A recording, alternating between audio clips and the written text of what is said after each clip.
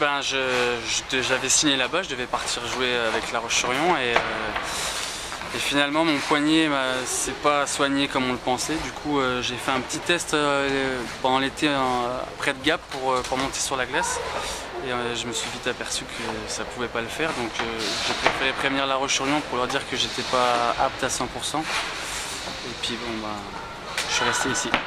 Oui, ton état de santé t'a trahi.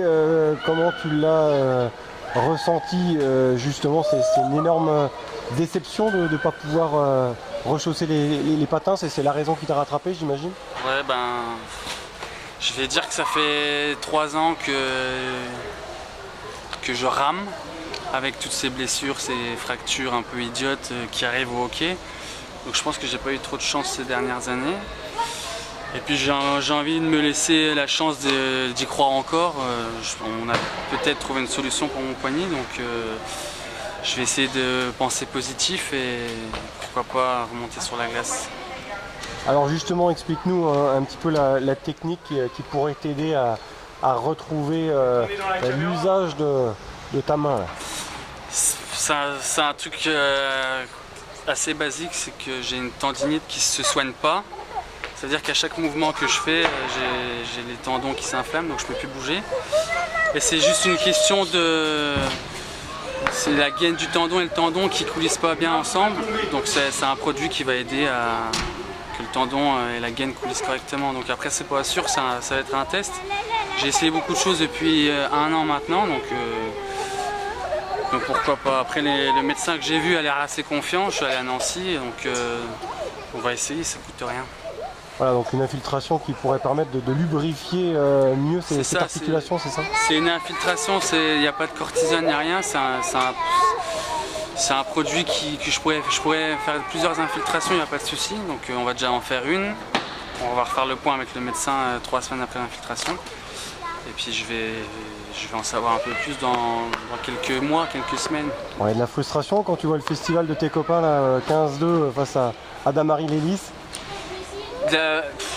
C'est que des copains, donc je suis content pour eux, mais je suis frustré personnellement parce que je peux pas jouer.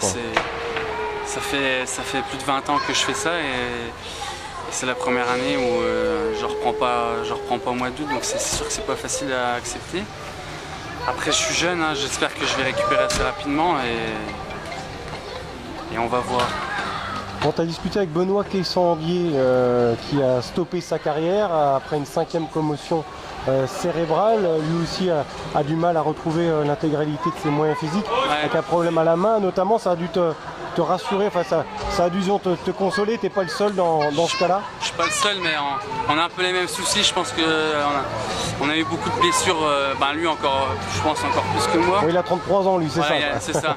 Bon, après, si je continue sur la même dynamique, je pense que je vais en avoir autant, j'espère pas, mais bon, on a discuté de ça. Et puis j'échange aussi avec beaucoup d'autres joueurs qui ont eu des soucis comme moi, mais après, ce que j'ai au poignet, j'en ai pas rencontré encore qui avaient le même problème. Donc je pars un peu dans l'inconnu parce que même les médecins en voient, mais pas dans le hockey. Bon, confiant alors? Confiant, je peux pas dire confiant parce que ça fait 1 an qu'on me dit que ça va le faire et ça fait 1 an que ça va pas, donc je peux pas dire que je suis confiant à 100%, mais je me laisse encore une chance d'y croire, quoi. Professionnellement là, tu recherches du travail ou tu as trouvé? Je travaille un petit peu avec la ville d'Épinal pour encadrer les ATE les après-midi. J'ai un diplôme d'éducateur sportif, donc ça me permet de travailler un peu, de rester dans la vie active, sinon après je cogite trop, donc je préfère m'occuper et je pense que c'est mieux comme ça. Garder le contact avec la glace. Garder le contact avec la glace, garder le contact avec la patinoire et puis avec tous les gens encore ce soir, avec tout. Je sais pas il y avait combien de personnes, mais de revoir toutes les personnes, c'est sûr que ça donnait envie de remonter sur la glace rapidement.